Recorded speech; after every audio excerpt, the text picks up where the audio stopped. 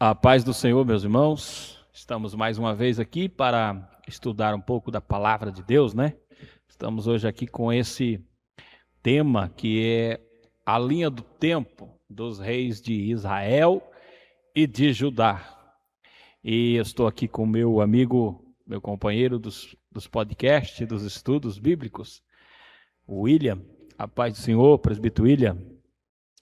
A paz do Senhor, pastor. É uma alegria, uma satisfação estar mais uma vez nesse podcast, falando dessa linha dos tempos dos reis. Vamos aprender o que esses reis fizeram. Mas é uma honra estar nesse podcast junto com o pastor. Glória a Deus. Esse programa de hoje, nós vamos falar sobre o reinado, né, de Israel e o reinado de Judá. Porque após a morte de Salomão, o Roboão, ele assumiu o reino e ele fez umas bobagens ali, ele não soube levar, não soube aproveitar a oportunidade, e com isso ele perdeu o reino. Então se dividiu, ficou o reino de Israel, que era o reino do norte, e o reino de Judá, que era o reino do sul. Aí no reino de Judá, o Roboão ficou rei, mas no reino de Israel entrou aí o Jeroboão como rei de Israel. E o Jeroboão, ele fez algumas coisas que não foram muito boas, não foram muito certas. E após a morte de Roboão, já entrou aí no cenário Abias, o rei de Judá. E Abias reinou em Judá e enfrentou Jeroboão, rei de Israel. Judá viveu uma fidelidade misturada, pois ainda havia muitas falhas espirituais, mas o reino mantinha uma ligação com Jerusalém, o templo, a linhagem de Davi. Abias era lembrado por afirmar que Judá ainda preservava a aliança e o culto ao Senhor. Já o Jeroboão, ele consolidou o pecado religioso no Reino do Norte, para impedir que o povo de Israel voltasse a Jerusalém para adorar. Criou centros de culto alternativos e bezerros de ouro, e essa atitude se tornou um padrão de idolatria que marcou profundamente Israel. O Jeroboão, ele criou uma religião conveniente. Por quê? Quando ele viu que o povo de Israel poderia ir até Jerusalém, ao templo do Senhor para adorar, ele disse: eu vou perder todo esse povo, então eu vou ter que dar um jeito de criar uma maneira desse povo ficar por aqui. Aí ele vai e levanta 2 bezerros de ouro, um em Dan e outro em Betel. E esse pecado aí foi terrível, porque ele afastou o povo da adoração ao Senhor. Agora eu vou te perguntar, William, por que Judá ainda tinha uma vantagem espiritual sobre Israel? Pastor, nisso daí, queremos nós afirmar que tudo aquilo que constrói, que não é semelhança ao nosso Deus, afasta a presença do Senhor. É verdade. Jeroboão, ele criou o quê? Um bezerro e afastou totalmente a presença do Senhor. E nisso nós vemos que Judá, ele faz ao contrário do que Jeroboão. Ele chama a presença de Deus para perto e Jeroboão, ele afasta a presença de Deus. E para você ver que o reino do norte foi mais pior do que o reino de Judá. Verdade. Logo após aí a saída do rei Abias, no seu lugar entra o seu filho, o rei Asa. E Asa foi rei de Judá e buscou uma reforma espiritual. Foi um bom rei. Diz a Bíblia que Asa fez o que era reto aos olhos do Senhor. Ele combateu as práticas idólatras, ele fortaleceu Judá e teve momentos importantes de confiança em Deus. Apesar disso, em parte de seu reinado também recorreu a alianças humanas, mostrando que até bons reis podem falhar. Mas veja que enquanto Asa era rei em Judá, no reino de Israel começou uma matança de reis, um toma o lugar do outro, e durante o reino de Asa, rei de Judá, reinaram no reino do norte Jeroboão, Nadab, Baasa, Elá, Zinri e Onri. E esse Onri, esse último rei da era do rei Asa, ele foi o fundador da cidade de Samaria. Cidade essa que permaneceu, né, como capital do Reino do Norte por toda a sua existência, e até mesmo quando Jesus veio viver entre os homens, a cidade de Samaria existia. E ali na cidade de Samaria não tinha muita comunhão com os judeus. Os judeus não se davam com os samaritanos e os samaritanos não se davam com os judeus. Então, observa que esse termo reino de Israel desaparece, porque se tornam agora os samaritanos e os judeus. Agora, voltando aqui para a nossa lição de hoje, né, para o nosso tema de hoje, houve conspirações, assassinatos e mudanças de dinastia. Onri trouxe política e fundou uma dinastia importante, mas espiritualmente Israel continuou distante do Senhor. William, o que marcou positivamente o reinado de Asa? Isso daí, pastor, eu falo por causa que ele buscou a sua reforma espiritual dentro da sua própria casa. E olhando para isso, afastou toda a idolatria que existia, que os seus irmãos trouxeram, os seus parentes trouxeram. Quando ele assume a reforma espiritual. Ele chama a presença de Deus que está de costa para o povo. E quando ele chama a presença de Deus, ele fala, conjecturando. Ele fala, eu dou 24 horas para macumbeiros, feiticeiros, idólatras sair de dentro daqui. Ele não perdoou nem sequer membros da sua família. Verdade. Ele expulsou todo mundo. Para o quê? Ele queria a presença de Deus Todo-Poderoso dentro da sua casa de novo. E foi um homem que marcou uma presença. Sim, foi muito importante, né? Mas já no outro lado, né, no Reino do Norte, tem uma sucessão de reis, como eu comentei antes, né? Um atrás do outro, um sai, o outro já vem e já mata aquele, já toma o lugar, já vem o outro e mata aquele também, toma o lugar, e é uma matança, é um assassinato atrás do outro. Então, há uma sucessão muito rápida de reis lá no reinado de Israel. E o que isso revela? O que isso nos ensina? A instabilidade política, pastor. E falta de direção espiritual. Se eu tenho política e eu não tiver a direção espiritual, de nada vale. Então as duas coisas naquele tempo tinham que andar junto. A instabilidade política e a visão e a direção espiritual ao mesmo tempo. Verdade. A gente observa que o rei Asa ficou bastante tempo, né? Ele ficou até um tempo bom. E se ele ficou um tempo bom, é porque realmente ele estava fazendo a vontade de Deus. Já no reino de Israel, como eles estavam fora da direção, trocou muito de rei, trocava um atrás do outro, porque estavam tudo fora da direção e estavam na visão totalmente errada, né?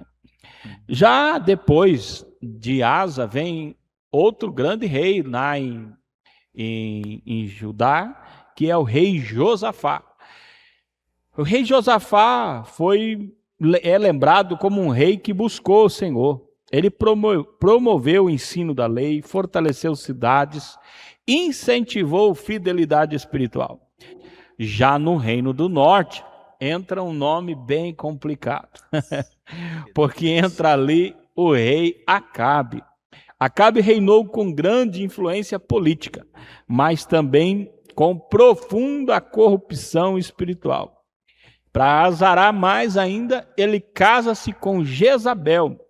E essa Jezabel intensificou o culto a Baal. Nesse período, o profeta Elias confrontou a idolatria e mostrou que o Senhor continuava chamando Israel ao arrependimento. É bom até a gente falar aqui, né, que quando a gente lê o texto ali do confronto que Elias fez e só o Senhor é Deus, o povo gritou, isso aqui não aconteceu lá no reinado de Judá, que era o povo que ainda tinha o templo do Senhor, que ainda buscava servir ao Senhor, que estava fiel ao Senhor. Mas aconteceu no reino do norte, que já estavam totalmente desviados, já estavam servindo a Baal. Mas aí havia, sim, uma mistura. Alguns diziam que o Senhor é Deus também. Aí ele diz, até quando vocês vão ficar aí nesse pensamento? Se o Senhor é Deus, sirva ao Senhor. Se Baal é Deus, então sirva a Baal. Mas é bom lembrar que isso aconteceu ali no reino de Israel. Agora eu te pergunto, William, que atitude positiva se destaca em Josafá? Ele destacou porque buscou o Senhor, promoveu o ensino da lei ao povo e fortalecendo espiritualmente a sua nação. Agora para e pensa. Fortaleceu o povo, ensinou as leis de novo para o povo e ainda trouxe a visão espiritual de novo para o povo. O povo simplesmente ele falou, eu não vou ser só um rei, eu quero que vocês sejam além do que vocês possam ver. Então ele trouxe a visão espiritual, ele trouxe fortalecimento espiritual de novo. E ele ensinou toda vez as leis de novo para o povo. Então ele trouxe uma nação poderosa no tempo dele. Foi isso que destacou o seu reinado. Verdade, né? Ele era um rei que ele incentivava o povo a buscar o Senhor. Assim como hoje existem vários tipos de pastores nas igrejas, né? Tem pastor que só o sangue, né? Mas tem alguns pastores que incentivam, eles incentivam a busca, né? Por aquilo que é certo, incentivam a buscar o Senhor, incentivam a fazer justiça. Assim, Josafá foi um bom rei por causa disso. Ele incentivou o povo a buscar a Deus, a compreender a lei do Senhor. E já do outro lado, porque Acabe e Jezabel são lembrados negativamente? Esses dois trouxeram bem problema, né, pastor? Bastante. Nós podemos ver que quando Acabe se casa com Jezabel, eles traz o seu reinado, traz idolatria. Eles promovem especialmente cultos a Baal e todos perseguindo os profetas de Deus. Agora para e pensa. Esses dois trouxeram o maior problema, que até tipo assim, perseguição, idolatria e ainda mais o culto a Baal dentro do seu reinado. E afastando a cada dia mais a presença do Senhor dentro do seu reinado. É verdade, o Acabe e a Jezabel são terríveis. São terríveis demais. Mas aí, quando passa o Josafá, ele tem um filho chamado Jorão. E o Jorão é rei de Judá, mas lá em Israel também tem um rei chamado Jorão. São Jorão de Judá e Jorão de Israel. O Jorão de Israel seguiu o mesmo caminho de Acabe. Era filho de Acabe e seguiu o mesmo caminho de Acabe. Apenas retirou uma imagem ligada a Baal, mas não abandonou os pecados de Jeroboão. Isso mostra uma mudança parcial sem arrependimento completo. O povo continuou preso a práticas religiosas distorcidas.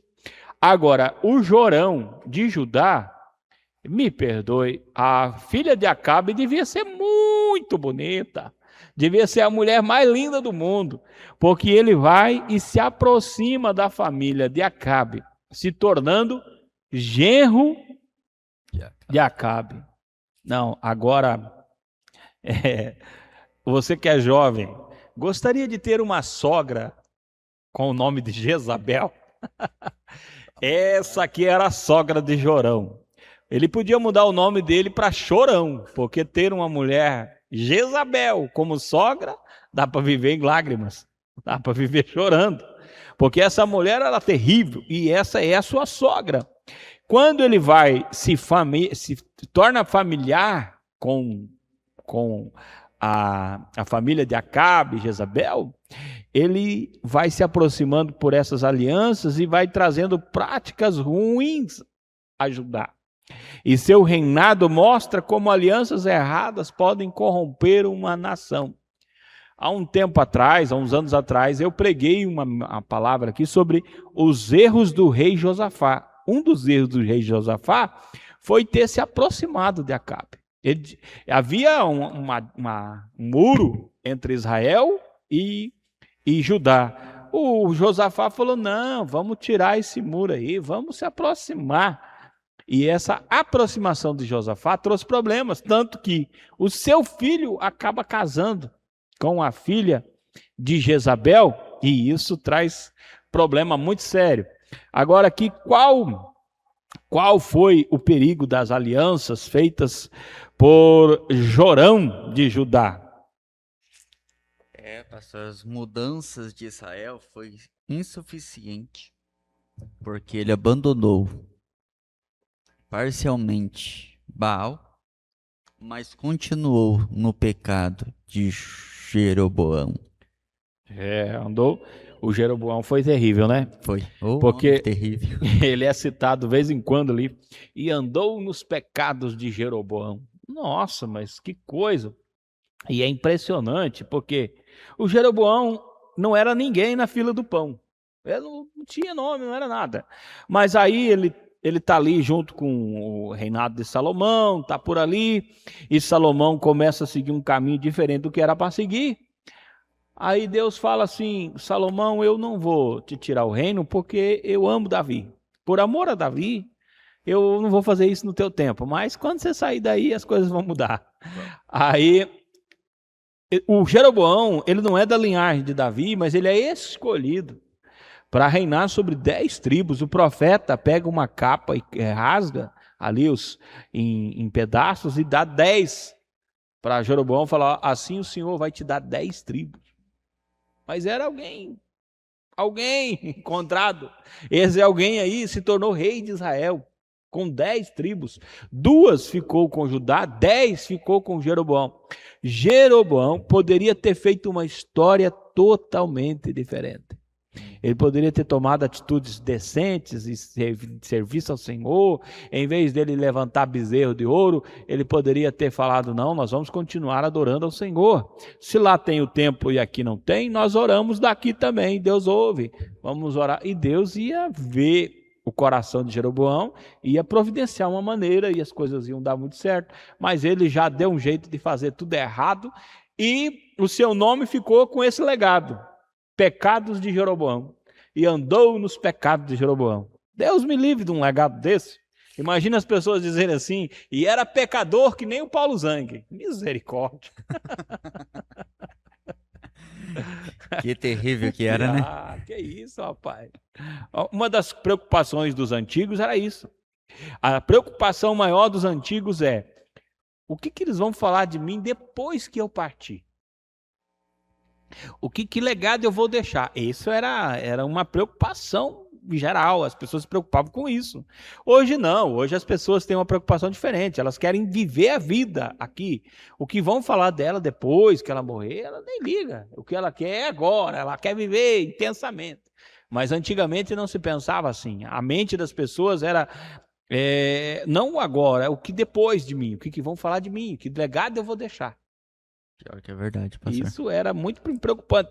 Aí que legado o Jeroboão deixou, né? Meu Deus do céu. Andou nos pecados de Jeroboão.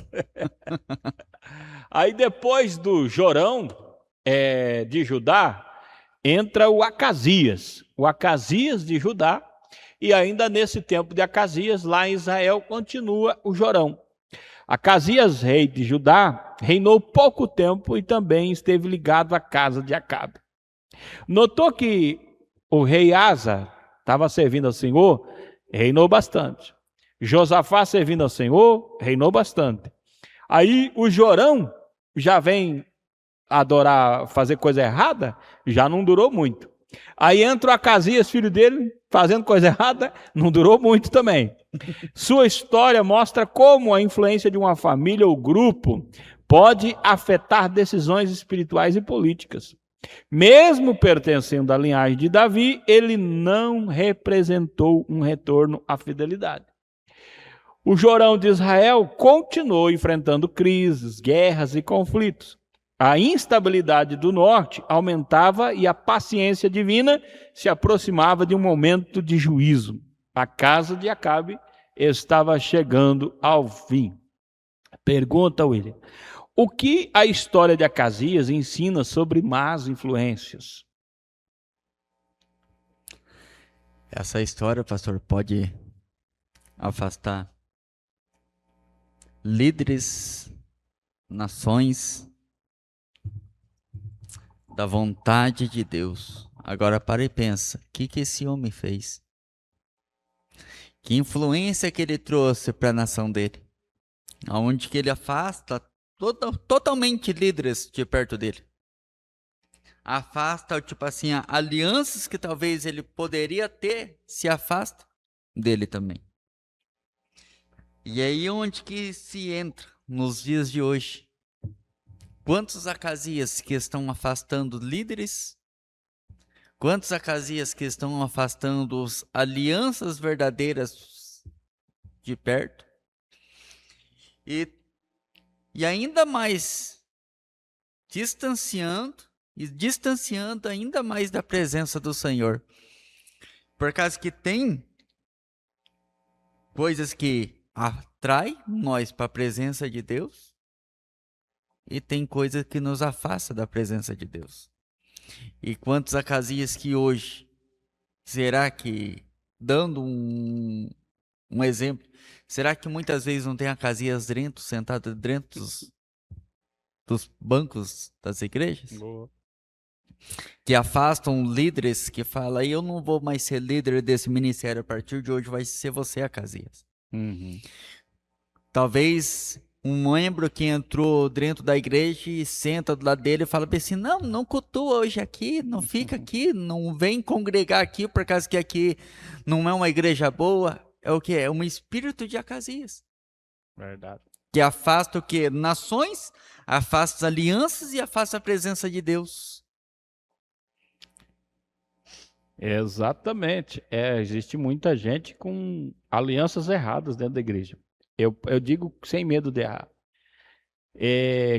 Bons ministérios, pessoas que tinham assim uma chamada ministerial muito grande, tinham um propósito grande na vida, mas ela acabou destruindo tudo isso por causa de aliança errada. Tem que se cuidar muito com as alianças que faz, né? Eu passava muitos estudos para jovens, adolescentes, e eu sempre falava, tome muito cuidado com a aliança do casamento. Se você casar certo, toda a sua vida será uma bênção. Mas se você casar errado, fora da direção do Senhor, você vai sofrer a vida inteira. Então, toma cuidado. Uma vez alguém disse assim, mas se der errado a gente separa. Não, mas não é só isso, não existe isso de separar. Mesmo separando, mesmo divorciando, continua ainda o sofrimento disso. Não é, separei. Não, meu irmão. Então se cuida com aliança. Alguns pastores também, pastores homens de Deus, mas acabam fazendo alianças com homens errados. E você querendo ou não, essas alianças erradas, elas trazem influência sobre a tua vida, sobre o ministério, sobre os obreiros, sobre a igreja que você pastoreia. Então, alianças corretas trazem bons frutos. Alianças erradas podem trazer problemas muito sérios. Mas aí, depois disso, irmão, vem aqui no reino de Judá, uma das figuras femininas mais terríveis da história. Essa mulher aqui é pior do que a mulher de Potifar. Diziam que aquela mulher de Potifar era o capeta em vida, é porque não conhecia a Thalia. Porque essa mulher aqui, irmão, ela é perigosa. Essa mulher aqui quase que ela acaba com a linhagem messiânica. Porque ela tentou eliminar a linhagem de Davi. E é como eu venho falando aqui, o povo gritou na rua, Jesus, filho de Davi. Se essa mulher tivesse tido sucesso, então não seria gritado isso. Não teria como gritar filho de Davi, porque a Thalia tinha acabado com isso. Então, essa aqui realmente era uma mulher endiabrada. Essa aqui estava encapetada 100%. Ela tenta destruir a descendência real. Ela representa um dos momentos mais perigosos para a linhagem de Davi. Mesmo assim, Judá foi preservado, mostrando que Deus sustentou sua promessa, apesar da crise. Aí no Reino do Norte surge uma figura importante. Surge aí no Reino do Norte Geu. O Geu foi usado para executar juízo contra a casa de Acabe e contra o culto de Baal. Esse Geu, ele removeu Baal com força, mas não abandonou os pecados de Jeroboão. É terrível, né? Sua história mostra que zelo religioso sem obediência completa continua sendo limitado.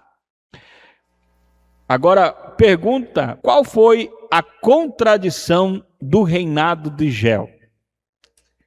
É que ele destruiu cultos a Baal, mas que nem o pastor falou, mas continuou nos pecados de Jeroboão. Homem terrível, Jesus. O legado que esse homem carregou pela vida inteira. Sim. Aí é uma coisa também importante, bem aplicável para os nossos dias, né? Tem muita gente que ela cria uma reforma espiritual na sua vida, mas algumas coisas ela não abre mão. Pecado de Jeroboão. Sim, porque esse Geu aqui, quando você lê a Bíblia, ele sai matando, sai eliminando. Ele sai eliminando todos os reis, o reino. O Geu, ele foi zeloso, mas andou dividido, não fez uma reforma completa. Depois que a Thalia foi removida, porque ela foi uma rainha, mas não foi uma rainha legítima, ela se usurpou o reino, vamos colocar assim, mas quando chegou a hora certa, os anciões, os sacerdotes, os homens de Deus, removeram ela e apresentaram Joás, que se torna rei de Judá. Esse Joás começou muito bem, especialmente sob orientação do sacerdote Joiada. Ele restaurou o templo e trouxe esperança para Judá. Porém, depois da morte de Joiada, sua fidelidade enfraqueceu, mostrando a importância de uma fé pessoal e perseverante. Em Israel, reis como Geu, Jeoacás e Jeoás viveram tempos de conflito, especialmente com a Síria. Houve um momento de livramento pela misericórdia de Deus, mas o reino continuou preso no ciclo de pecado e instabilidade. O que foi importante no início do reinado de Jeoás? O que foi mais importante, pastor, é que ele traz a restauração do templo. E pela influência espiritual do sacerdote de Joiada. Foi esse o que mais se destacou e que foi o mais importante, é que ele traz a restauração do templo de novo. E traz, a influência espiritual do sacerdote. Isso que marcou na vida dele. Sim. E é isso que é importante para nós também, né? Às vezes a gente só quer ir para frente, voar e ir, mas a gente esquece de uma coisa. Toda pessoa ela precisa de mentoria, ela precisa de alguém que lhe dê bons conselhos. Bons conselhos fazem toda a diferença. Uhum. E esse sacerdote aqui, ele foi fantástico na vida desse rei. porque foi ele que apresentou o rei, foi ele que defendeu o rei, foi ele que mentoreou o rei. Enquanto ele estava vivo, o Joás estava bem. O problema do rei é que ele não criou a sua própria experiência. Ele viveu baseado na experiência do sacerdote. Quando o sacerdote saiu, ele não tinha para onde olhar. Ele não tinha para onde correr. Ficou perdido. Então, a gente precisa de influência, precisa de mentoria, mas também precisa entender que nós não podemos ficar refém da fé de outro. Um filho de crente não pode ficar refém da fé do pai. Ele tem que ter a sua própria experiência com Deus. Ele tem que ter uma vida com Deus. Uma igreja não pode ficar baseada na fé do pastor. Deixa que o pastor é homem de Deus, é pastor. Aí, e você, irmão? Eu vou lá ouvir o que o pastor tem. Não, irmão, você tem que estudar a Bíblia, você tem que orar, você tem que jejuar. Lembrei agora de um pastor que eu ouvi pregar. Olhe bem, esse pastor é homem de Deus.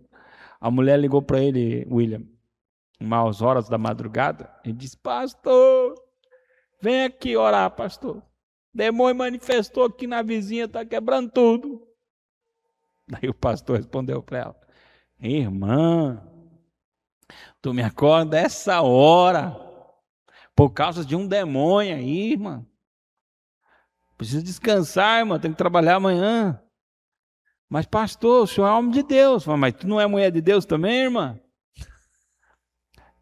Mas é que o demônio... Irmã, vamos fazer assim. Eu vou abençoar você aqui agora. Você vai lá, vai impor as mãos sobre esse menino e vai expulsar o demônio. Mas pastor, será que vai dar certo? Já deu, irmã, vai lá. E orou por ela e ela foi. Aí, no outro dia, a mulher vem na casa do pastor.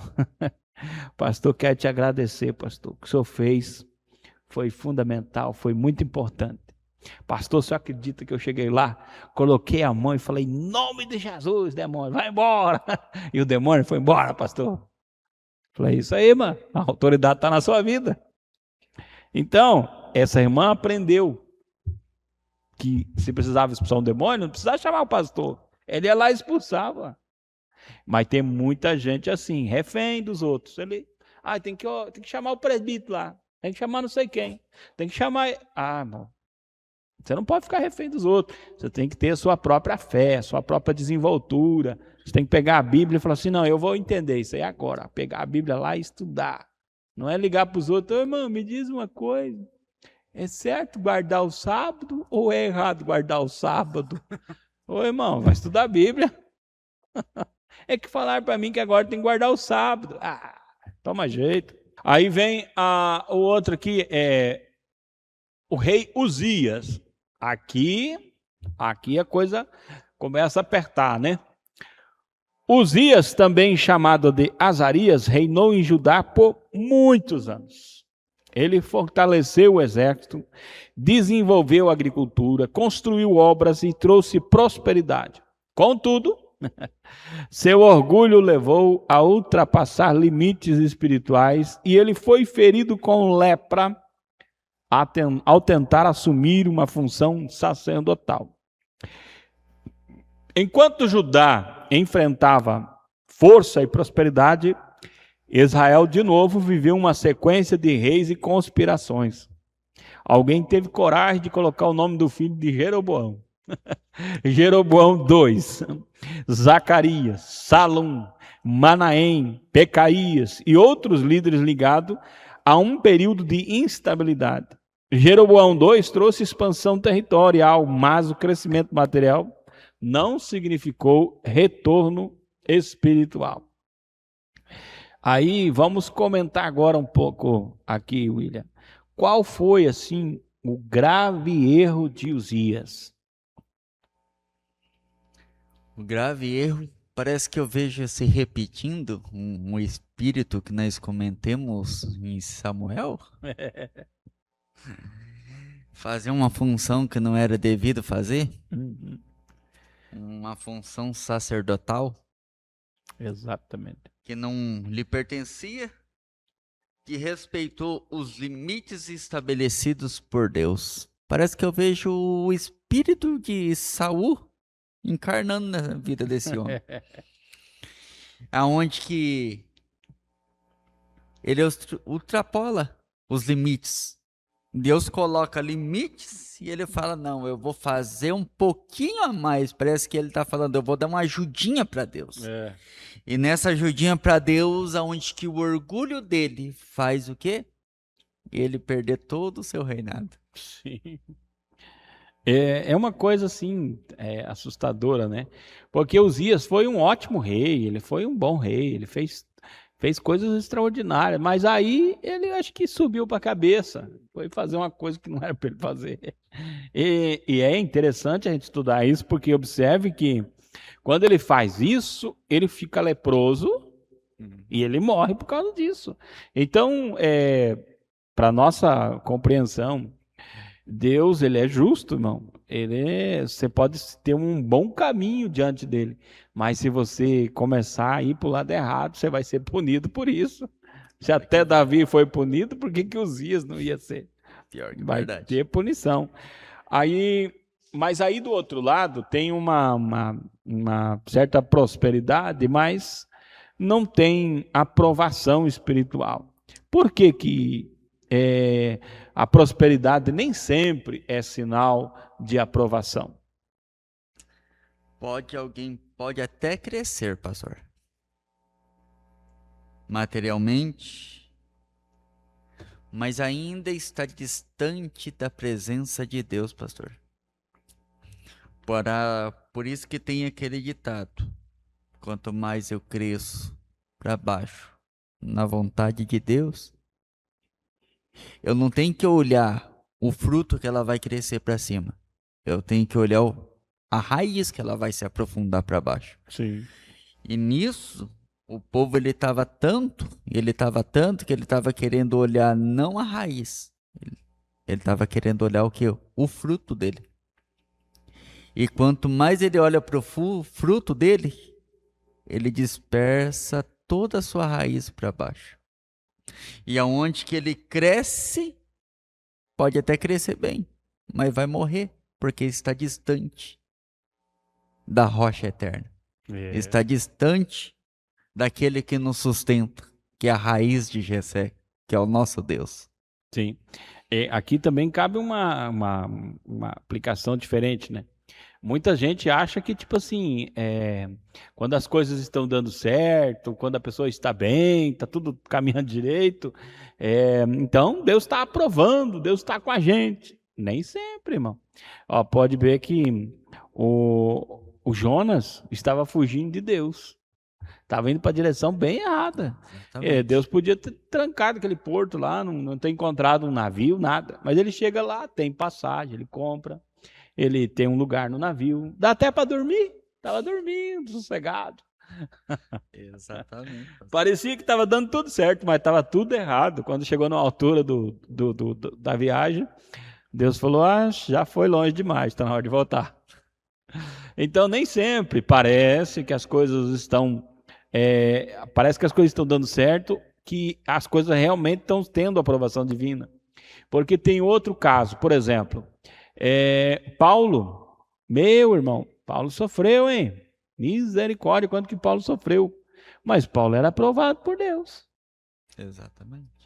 Olhando assim pela uma visão naturalista e triunfalista dos nossos dias, você vai dizer, coitado do Paulo. Mas se você olhar pelo ângulo divino, fala assim, esse aí sim, porque ele foi um sucesso.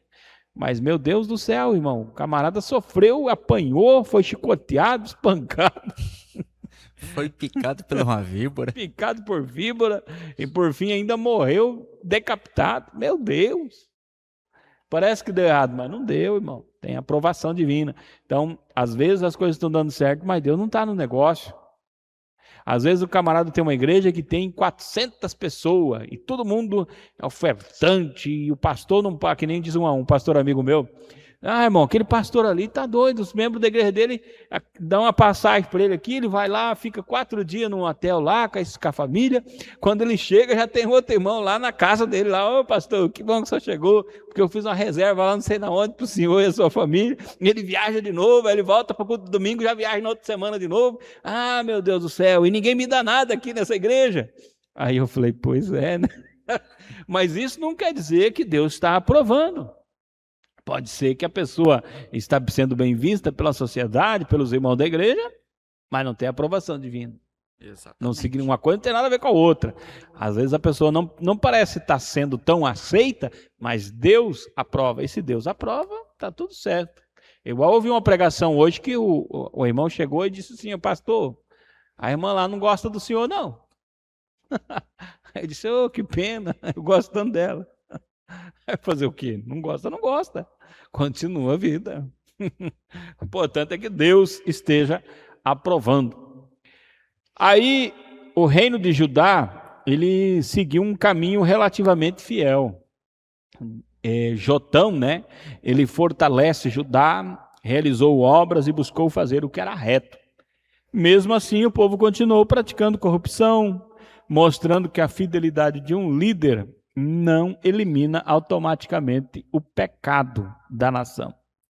Já do outro lado, o rei Peca governou em um período de pressão internacional. A Assíria vinha com tudo. Ela crescia como uma potência e Israel enfrentava ameaças cada vez maiores. O reino estava espiritualmente fraco e politicamente vulnerável. O que foi positivo no reinado de Jotão? Foi a sua fidelidade em buscar, em fazer o que era reto diante do Senhor. Agora, para e pensa, eu olhando para esse homem, depois que ele pega um reinado onde que está totalmente vulnerável, está totalmente sensível, onde está totalmente coisa. Ele poderia falar, eu vou abandonar, por causa que ninguém vai querer me ouvir, ninguém vai querer me seguir, ninguém vai querer me obedecer. E o que ele faz? Ele tem a sua fidelidade em buscar, em fazer o que era reto diante do Senhor. Então ele não olhou para a diversidade, ele não olhou para a vulnerabilidade do seu reinado. Ele olhou para Deus, porque somente Deus que poderia o quê? Fazer a mudança no seu reinado. É verdade mesmo. Mas observa que, apesar dele buscar ser fiel, buscar fazer o que era certo, a nação continuou andando errado. E por que a fidelidade de um rei nem sempre resolve tudo? O rei não resolve tudo sozinho, pastor. Porque o povo também precisa se arrepender e obedecer a Deus. Que tem aquele ditado, uma andorinha sozinha não faz verão. Ela precisa de unidade. Sim. Se um rei está disposto a ouvir a voz de Deus, orar a Deus e buscar a Deus, tem uma passagem na Bíblia que ela é tão importante. A ovelha ouve a voz do seu pastor e o segue. Tem um rei. O que era para a nação ter feito? Se o rei está dando uma ordem, vamos buscar a Deus, então eu tenho que seguir a orientação do meu rei e buscar a Deus mediante de tudo isso. Mas se um rei sozinho está buscando e o povo não está vindo, o que acontece? O rei pode até se erguer, mas o povo adoece, porque o povo não está buscando a Deus. Sim. Também a mesma coisa em algumas igrejas, né? Existe um ditado que diz assim, tal líder, tal povo, mas nem sempre isso acontece. Às vezes um pastor é um homem de Deus, de oração, e quer levar o povo ao que é certo e justo, mas ele cansa de pregar e ninguém quer dar ouvido à voz do pastor. Parece que até gostam de ouvir ele, como no caso do livro de Ezequiel, né? No próximo trimestre, nós vamos estar falando sobre os profetas, e Deus falou assim para Ezequiel: a sua voz, o povo gosta da sua voz, é como uma melodia, eles gostam de te ouvir. É suave, eles gostam de te ouvir, porém eles não dão ouvidos ao que você está falando. É só uma canção para eles. Assim também, hoje em dia, alguns pastores pregam, se esforçam, ensinam, mas não quer nada, ele não está nem aí, deixa que ele fale. Pastor, e faça o que faz, deixa que se vire quem mandou ser pastor. Exatamente assim hoje. Aí depois, vem ali no reino de Judá, o rei Acás. O rei Acás, ele foi marcado por infidelidade. Em vez de confiar no Senhor, ele buscou apoio político da Assíria. Ele adotou práticas idólatras e comprometeu espiritualmente Judá. Sua história mostra o perigo de trocar confiança em Deus por alianças humanas. No Reino do Norte, Peca enfrentou conflitos e acabou sendo substituído por Oséias. E este Oséias foi o último rei de Israel. Oséias governou em um momento em que a queda do reino estava próxima. A pressão da Assíria aumentava e a rebeldia espiritual de Israel chegou ao seu limite. Qual foi o principal problema espiritual de Acás? Foi trocar a confiança em Deus por idolatria e por fazer alianças políticas naquela época. Isso que levou todo o problema. Por causa que para e pensa, pastor. Eu tenho um reinado para me poder cuidar. Eu tenho um povo que eu preciso levar até a presença de Deus. Mas eu vou fazer alianças políticas e práticas de idolatrias. Parece que eu vejo, acho que os mesmos conselheiros, os mesmos anciões que estudaram, que davam suas vidas aos estudos, à Torá, que dava tudo e falando para ele, eu falava bem assim, não se dobra diante imagens que não seja ao Deus de Israel. Mas ele prefere o quê? Eu vou dar uma mãozinha amiga para a nação.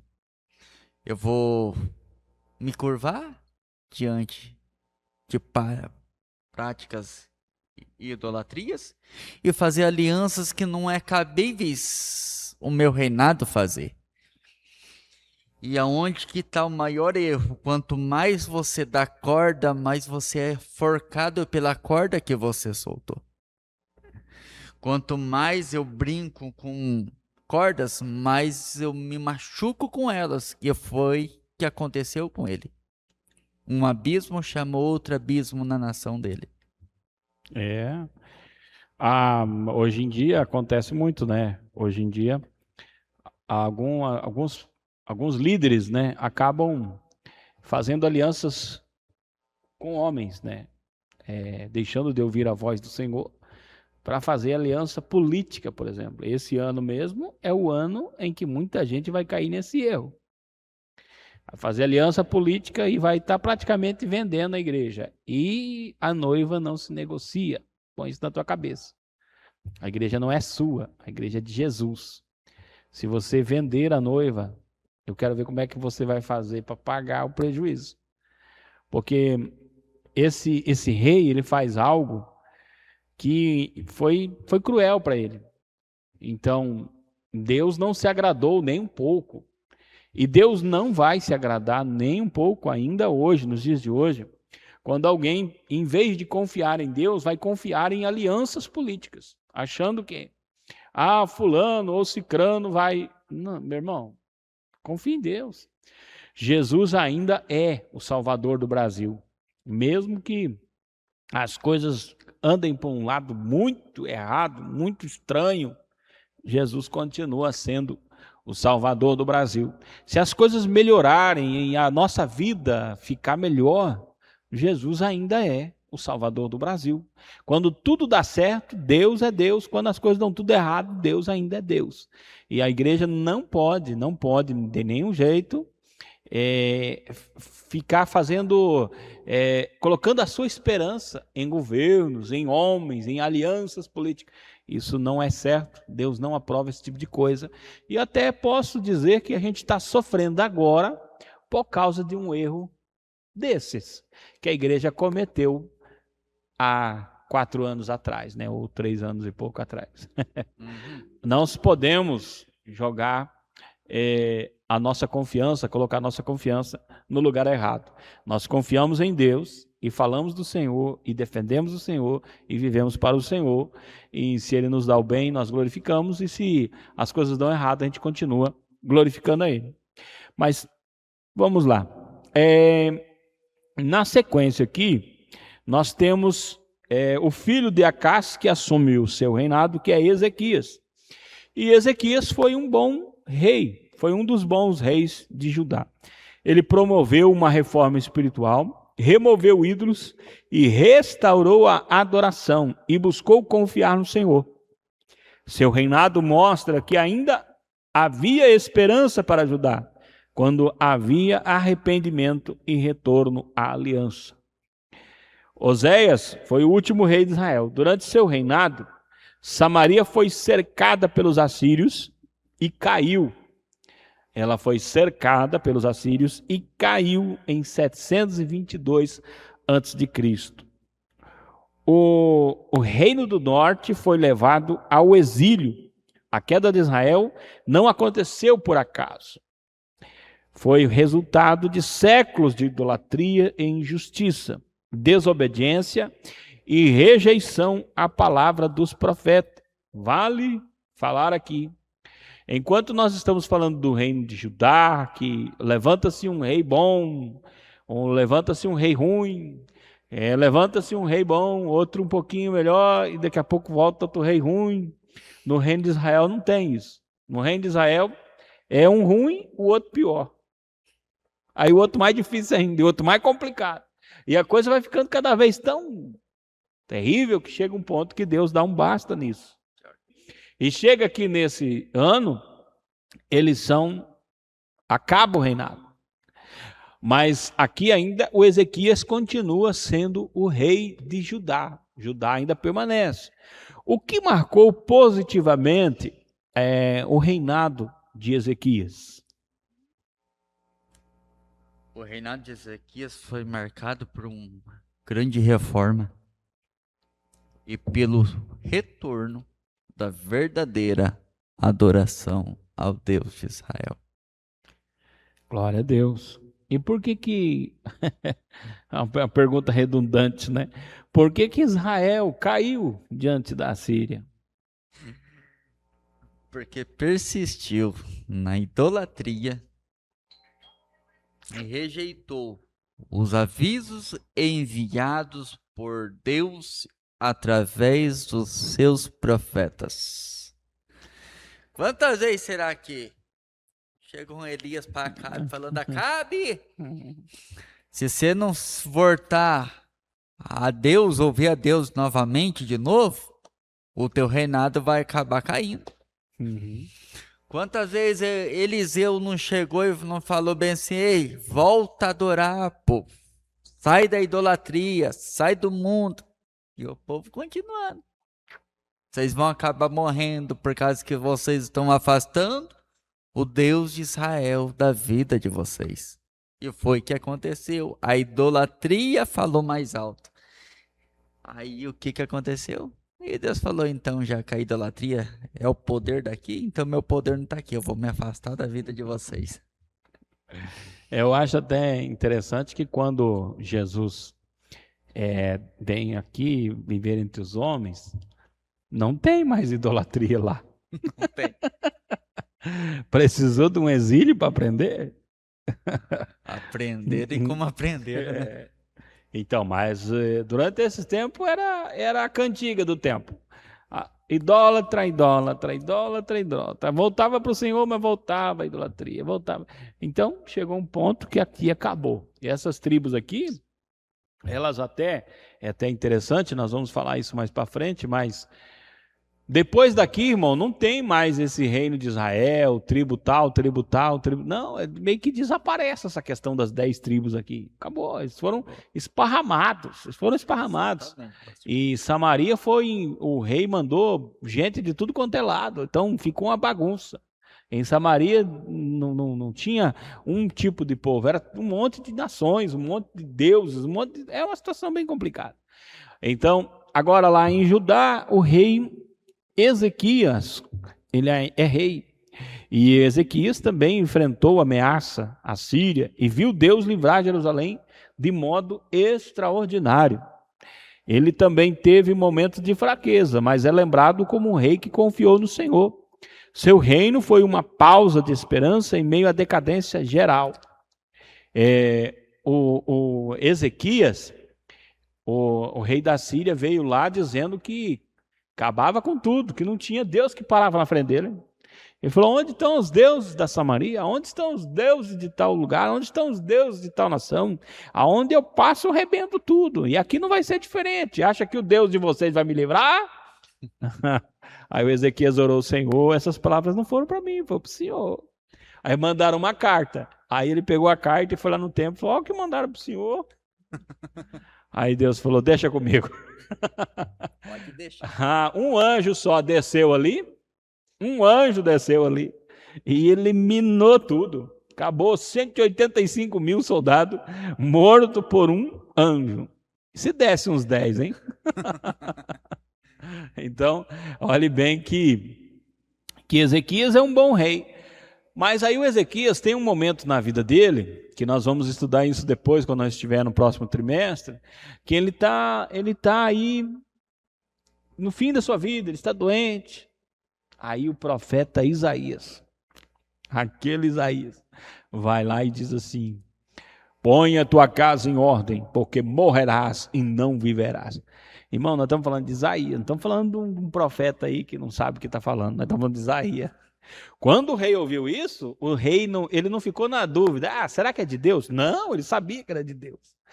Ele já se colocou em lágrimas, virou o rosto para a parede e começou a falar com Deus. Falou, Senhor, mas eu fiz o que era certo, eu busquei servir o Senhor, eu busquei o meu coração e eu estou preocupado com uma coisa, porque se eu descer a tumba, lá na sepultura, eu não vou poder te adorar, eu não vou poder te servir, eu não vou poder fazer nada mais para o Senhor. Aí quando ele está fazendo essa oração, Deus fala com Isaías, falou assim, profetizou, não foi? Profetizou, profetizei. Então volta lá e profetiza de novo. O que eu vou dizer agora? Diga para ele que ele vai viver mais 15 anos. Porque eu vi as lágrimas dele, eu ouvi a sua oração. Observe, eu ouvi a sua oração. Eu vi as suas lágrimas. E eu lhe estou concedendo mais 15 anos. Fica a dica. Deus vê, Deus ouve. Então, às vezes é necessário tomar uma atitude. Se o Ezequias não faz nada, morreu. O casinho já tinha caído. Acabou. Mas o Ezequias não. Ele ora, ele chora, e Deus vê, e Deus ouve, e volta lá o profeta e diz, olha, o Senhor lhe acrescenta mais 15 anos.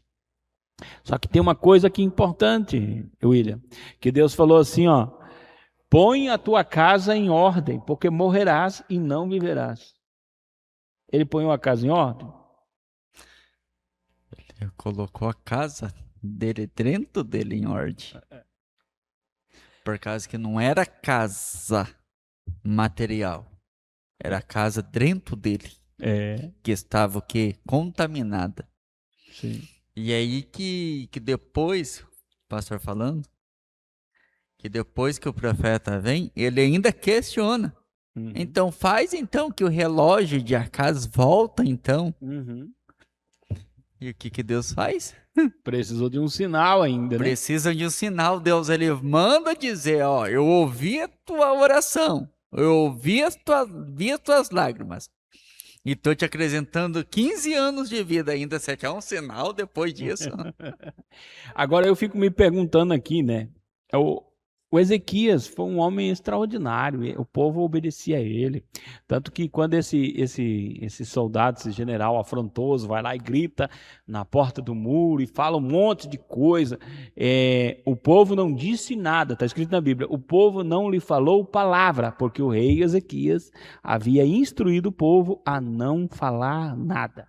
O povo era obediente a Ezequias, ele tinha um respeito do povo, ele era um homem aprovado por Deus, era aceito por Deus, Deus lhe ouvia, Deus lhe honrava, tanto que nesses 15 anos aí, vem a visitantes de uma terra distante, né, que mais tarde seria o grande problema, e ele mostra todo o palácio, mostra todo o templo, mostra todas as coisas lá. E aí o profeta vem e fala assim: quem eram aqueles homens que estiveram aqui? Uma nação distante, eles não são daqui de perto. Ah, é? E você mostrou alguma coisa para eles? Ah, mostrei tudo. Não escondi nada. Pois é, essa nação vai vir aqui, vai varrer tudo isso aí, vai eliminar tudo. Mas não no seu tempo, depois de você. Então observe que ele tinha moral com Deus. Ele tinha moral com Deus, apesar de tudo. Agora, uma coisa que eu fico pensando, será que o Manassés, o filho dele, já assistia essa cena? Já via Deus dando livramento? Será que o Manassés via essas coisas? Via seu pai orando? Eu falo para você que já, pastor. Porque se fosse assim, Salomão, quando foi sacrificar a Deus, sacrificou 1000 bois que ele aprendeu com o pai. Exato. Então Manassés, ele viu o livramento, ele viu o poder de Deus, ele viu que Deus operava, falava com o pai, orientava o pai. E o que acontece com o vivente? O vivente vai guiando no caminho errado. Pois é, nós temos aqui o Ezequias, que é um ótimo rei. Aí vem o Manassés, o filho de Ezequias, que foi um péssimo rei. Não, você não entendeu. O Manassés foi o pior rei que a nação de Judá teve. Foi o pior rei. Ele foi um reinado longo, mas um reinado trágico. Ele promoveu a idolatria, feitiçaria e práticas violentas. Esse Manassés aqui, ele mandava matar. Mandava matar e matava também. Ele não era de brincadeira, ele era mau, ele era maligno, era mau. Segundo Crônicas, Manassés se arrependeu no fim da vida, mas suas escolhas deixaram marcas profundas em Judá. O que diferencia Ezequias de muitos outros reis? A primeira coisa, colocar sua confiança em Deus, pastor. Promoveu reformas espirituais em Judá. Foi isso que é a diferença de outros reis que acontece. Que ele coloca toda a sua confiança ao Deus de Judá. Ele traz reformas e ele provê também reformas. Ele não só não traz, ele provê reformas espirituais. E aonde que está o maior tipo assim de tudo? Que primeiro, ele não confia em si, ele confia em Deus. E segundo, ele traz dentro dele a presença de Deus dentro dele. Aí agora para e pensa, os outros reis que vieram antes dele, nenhum deles você vê e confiou ao Deus de Israel, ao Deus de Judá. É somente Ezequias que você vê, porque ele confiou no Senhor. Isso. A confiança em Deus, ela provê tantas coisas, tanto na vida espiritual quanto na vida material. E foi um rei que diante de tudo, que Deus ouviu, viu e acrescentou. Isso.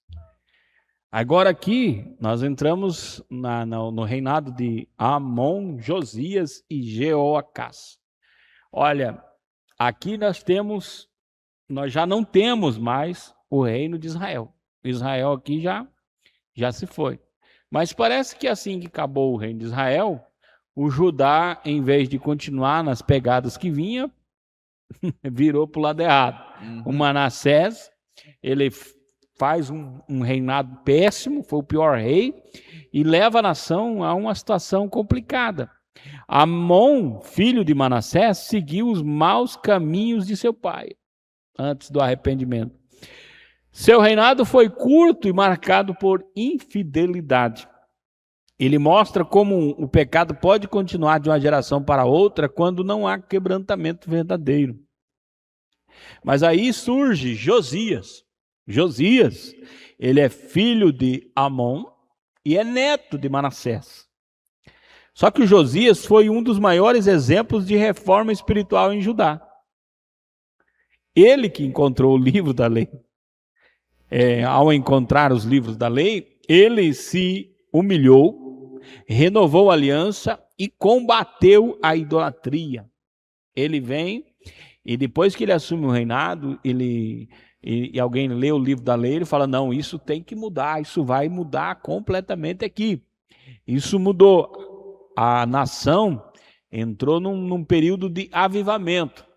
Aí depois dele, Jeoacás reinou por pouco tempo, já no contexto de forte pressão estrangeira e decadência final. O que tornou Josias um rei tão especial? Porque ele se humilha diante da palavra de Deus, pastor. E promove uma grande reforma espiritual. E o que nos traz que se a gente se humilha diante do Todo-Poderoso, pastor, ele provê não só na vida por fora, que a gente vê com nossos olhos, ele promove na nossa vida por dentro, para nós ver com os olhos da fé o que Deus pode fazer. Depois que ele acha esse livro, ele se apaixona ao ponto que ele fala, eu quero escutar, eu quero ouvir. E ele promove ainda mais. Ele fala, eu vou trazer não só uma pequena, eu vou trazer uma grande reforma espiritual. Verdade. E foi um homem que se destaca diante de Deus. Por causa que ele traz não somente uma grande reforma, ele traz a palavra do Senhor. Ele trazendo a palavra do Senhor é onde que Deus trabalha, não só na vida dele, ele trabalha no reinado dele também. E eu creio, tipo assim, que muitos ministérios que existem por aí, eles têm que voltar a trazer a palavra, a achar o livro, porque em Salmos vai dizer que o livro que estava perdido foi achado. Exato. E se o livro está perdido dentro do ministério, é por causa que a falta de nós, interesse de nós achar ele. Porque o livro está todo o tempo do nosso lado. Se nós achar, o nosso reinado vai bem, a nossa vida vai bem e ainda a gente traz grandes reformas espirituais dentro da nossa vida. Glória a Deus. Eu sempre digo que eu aprendi, né, que o avivamento ele não começa avançando, ele é voltando.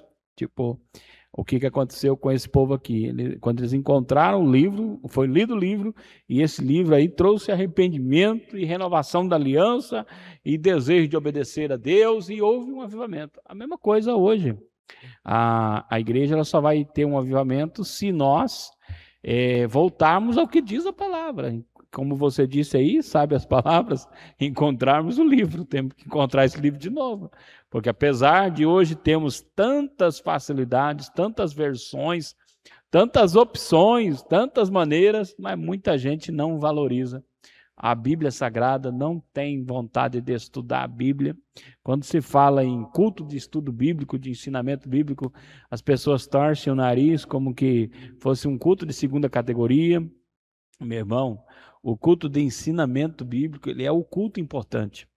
É aonde se aprende, porque tipo assim, hoje nós temos uma geração consumista, uma geração que vai à igreja para consumir alguma coisa. É um povo que gosta de se emocionar na igreja. Ele sai e diz assim: eu senti a presença de Deus. Isso é preocupante, irmão, porque Deus devia morar em você, então sentir a presença de Deus seria a coisa mais normal na sua vida. Afinal, o Espírito Santo mora em você. Se você não está sentindo a presença de Deus, então isso é preocupante, porque, oxe, mas se Deus mora dentro dele, por que ele não está sentindo? Agora, eu não venho à igreja para sentir a presença de Deus. Eu venho à igreja porque eu quero ouvir a palavra de Deus, eu quero entregar um culto a Deus, eu quero aprender no seu templo, eu quero crescer no templo de Deus, na graça e no conhecimento do Senhor. Então, quando esse rei, eles encontram o livro, houve um avivamento. Nós vamos ver isso lá no livro de Esdras, de Neemias, que é a mesma coisa. Encontraram um livro, leram um livro e houve avivamento. Então, o avivamento sempre vai vir pela palavra de Deus. Aí nós entramos agora nos últimos reis de Judá. Depois de Josias, Judá entrou em rápida decadência. Joaquim e Zedequias governaram em meio à pressão da Babilônia. Houve rebeliões, decisões políticas equivocadas e resistência à palavra profética, especialmente à mensagem de Jeremias. Zedequias foi o último rei de Judá e em 586 a.C., Jerusalém caiu, o templo foi destruído e muitos foram levados ao exílio babilônico. A queda de Judá foi o resultado final de uma longa trajetória de infidelidade. Mesmo depois de tantos avisos e oportunidades de arrependimento. Qual foi o papel dos profetas neste período aí, né, do reino de Judá?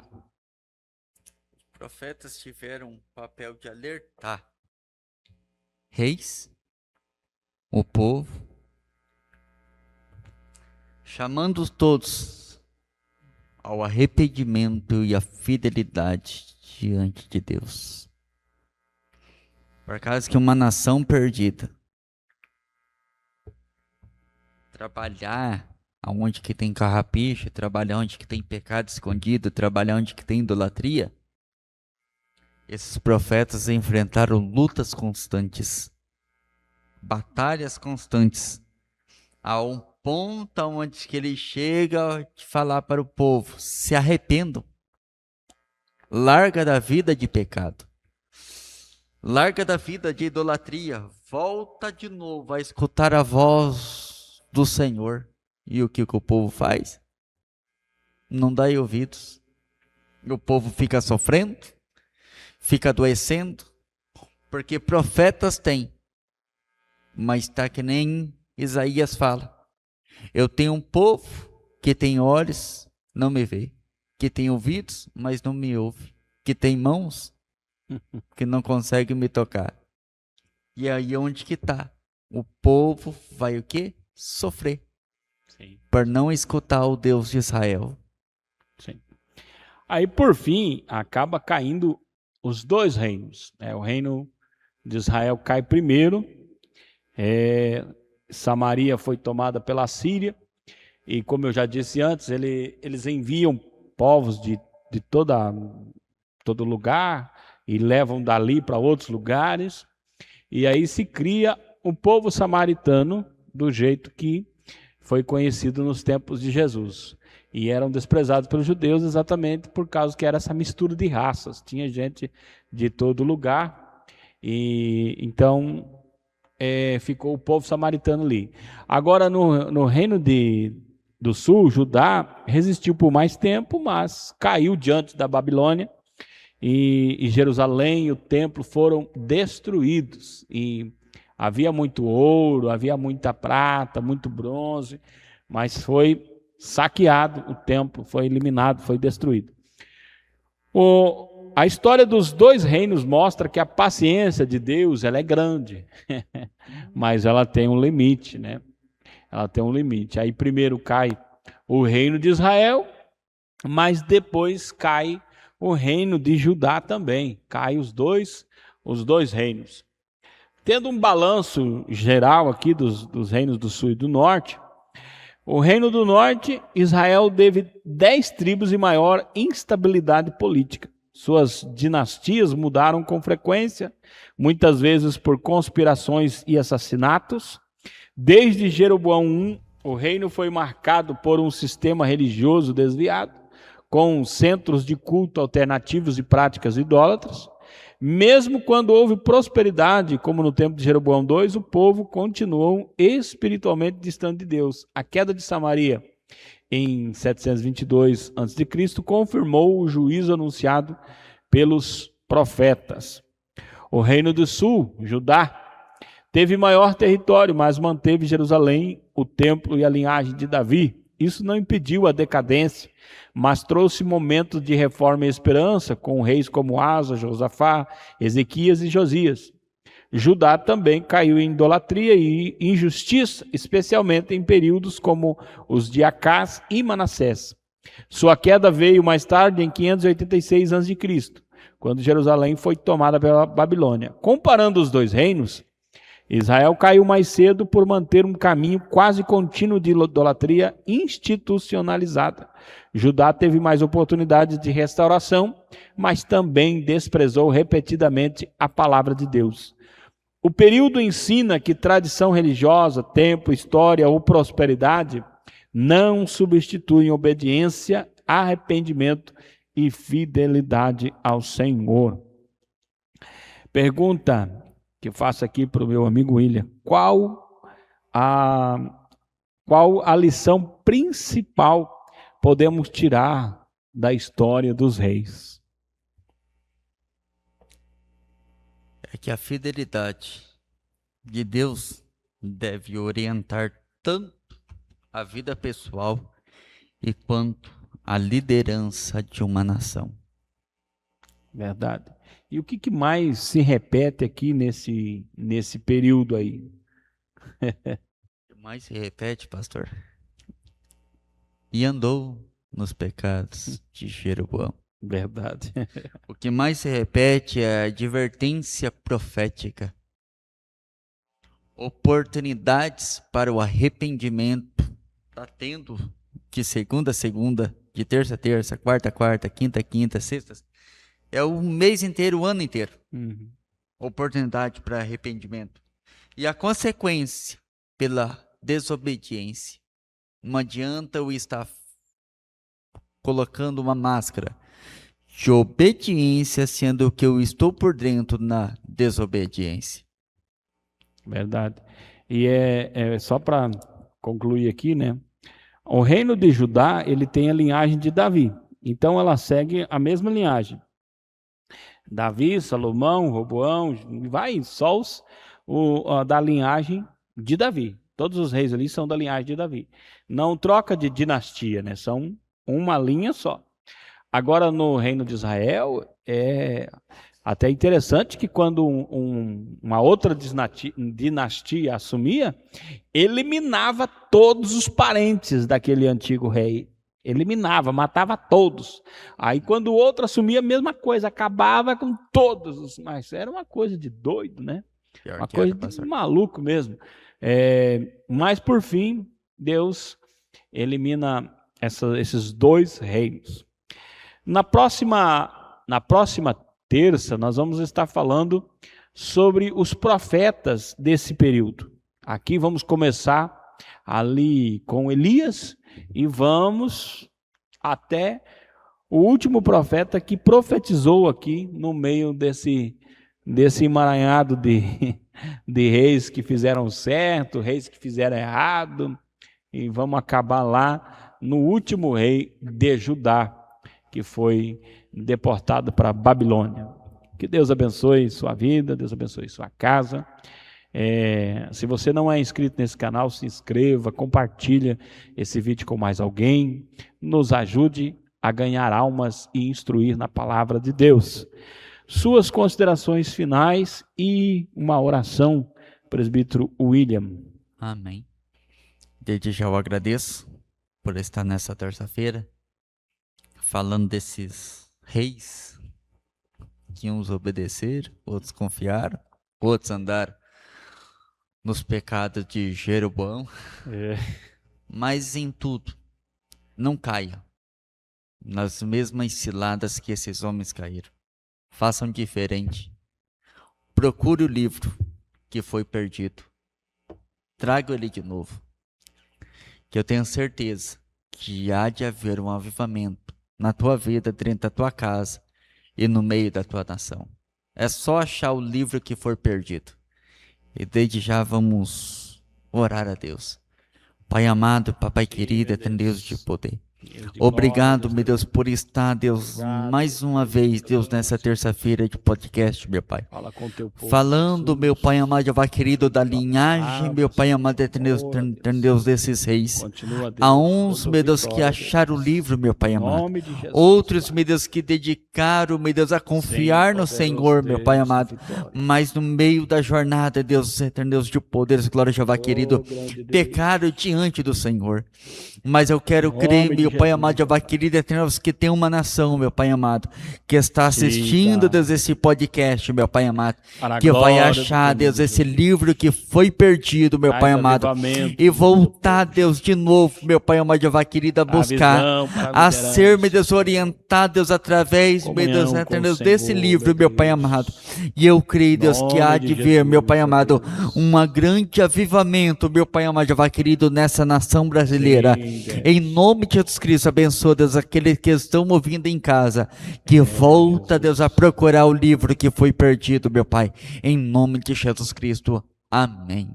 Amém, Jesus.